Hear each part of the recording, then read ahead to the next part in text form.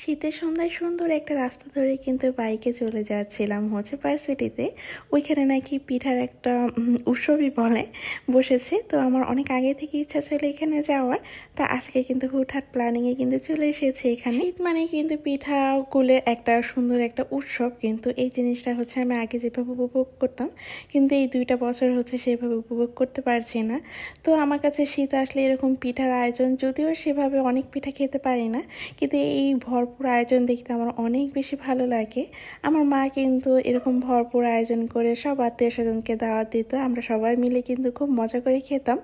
যদিও খাওয়াটা মেন উদ্দেশ্য ছিল না, শীতের মধ্যে পিঠা খাবো সবাই একসাথে হতাম, সেটাই কিন্তু আমাদের উদ্দেশ্য ছিল। তো বেশ অনেকদিন হচ্ছে এভাবে কিন্তু সেই মজা উপভোগ করতে পারছি না। তো ভাবলাম বাইরে এভাবে পিঠা উৎসব দেখলে কিছুটা আনন্দ তো পাবো। তো গত বছরও শুনেছিলাম এখানে নাকি ভার্সিটিতে এরকম পিঠার একদম মেলা বলা যায় এরকম বসে, কিন্তু আমার গতবার যাওয়া হয়নি, যেতে যেতে এটা অফ হয়ে গিয়েছিল। কিন্তু এবার যখন শুনেছি তখন মার্জানা বাবাকে আমি আগেই বলে রেখেছিলাম যখনই এটা হবে তখনই কিন্তু আমাকে নিয়ে যেতে হবে। তো যাওয়ার পর কিন্তু আমার অনেক ভালো লেগেছে, সবাই কি সুন্দর পিঠা খেতে আসছে আর সবাই কি সুন্দর বসে বসে পিঠা বানাচ্ছিল। তো অনেক ঘোরাঘুরির পরে আমরা ভাবলাম চিতই পিঠা নেই। তো চিতই পিঠা নেওয়ার পরে দেখলাম এরকম চাপটি টাইপের পিঠা দিয়ে দিয়েছে। আমাদের এখানে মানে বিক্রমপুরে চিতই পিঠা কিন্তু অন্য টাইপের হয়, এখানে কেন জানি এটাকে চিতই পিঠা বলছে, কিন্তু এটাকে আমরা আমাদের দেশের ভাষায় হচ্ছে চাপটি বলি। তো সেটাই খেয়ে নিচ্ছিলাম। তো এক এক দেশের হয়তো এক এক রকম নাম, এক এক রকম পিঠা হয়ে থাকে। তো আমি কিন্তু এখানে ভাপা পিঠা নিয়েছিলাম, কারণ হচ্ছে গত বছর আমি ভাপা পিঠা খাইনি, তো এটার আফসোস আমার অনেকটা রয়ে গিয়েছে। কারণ হচ্ছে ভাপা পিঠা আমার অনেক বেশি পছন্দের। তা আমি বলেছিলাম যে নারিকেল আর গুড়টা একটু বেশি দেওয়ার জন্য, কিন্তু অতটা বেশি আমি কিন্তু পাইনি। তারপরে ঘরে বানানো আর বাহিরে বানানো তা এক হয় না। তো যা খেয়েছি এটাই আলহামদুলিল্লাহ। তো এই 2 পিঠা এখান থেকে খাওয়ার পর আমরা ঘুরে ঘুরে দেখছিলাম যে আর কি কি পিঠা পাওয়া যায়। কিন্তু সত্যি বলতে কি যে পিঠার চেহারা যেটা বলবো, পিঠা দেখে আমার ওইভাবে খেতে ইচ্ছা করছিল না।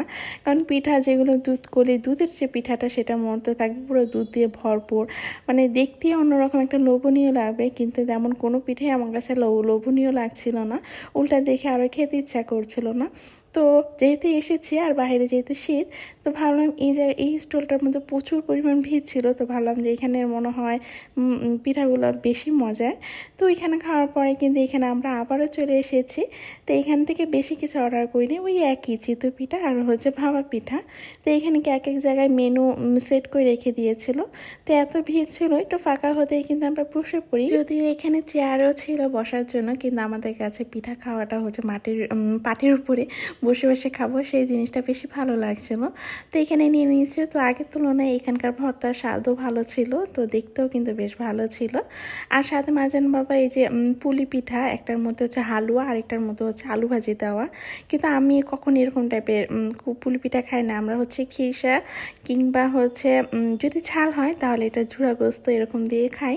তো নতুন নতুন জিনিস কিন্তু এখানে এসে ট্রাই করেছি। শিমুল আপু যেহেতু রাজশাহী থাকে, তো আমি কিন্তু শিমুল আপুকে বলছিলাম যে হুটার যদি প্ল্যানিং না থাকতো তাহলে তোমাকে নিয়ে যেতাম এখানে। তা আপু যে কথা আমাকে বলেছে ওইটার পর তো আমার আর ইচ্ছেই হচ্ছে না এখানে যাওয়ার, যদিও ভেবেছিলাম আবার একদিন গিয়ে তারপর খেয়ে আসবো, কিন্তু যেটা বলেছে সেটা আর নাই বলি, সেটা থাক আমার পেটের মধ্যেই থাক। তো আমরা তো এখানে পিঠা খেয়েছি, কিন্তু মার্জান কিছুই খায়নি, যদিও মার্জান চিতই পিঠাটা পছন্দ করে, কিন্তু চিতই পিঠার বদলে যে চাপটি দিয়েছে সেটা দেখে বলছে এটা চিতই পিঠা না, এটা আমি আর খাবো না। তো সামনে যেতে হচ্ছে টেস্টের চিটটা দেখি, তো মার্জানকে বলছিলাম এখান থেকে পেস্ট্রি খাবে নাকি, তোর পছন্দ মতো কিন্তু নিয়ে নিয়েছে আর খুব মজা করে কিন্তু খেয়ে নিয়েছে। আজকে কিন্তু খুব ছোট একটা ভিডিও শেয়ার করেছি, আজকে এখান থেকে বিদায় নিচ্ছে। ভালো লাগলো অবশ্যই লাইক কমেন্ট আর শেয়ার করে দিবেন। ধন্যবাদ। আসসালামু আলাইকুম, আল্লাহ হাফেজ।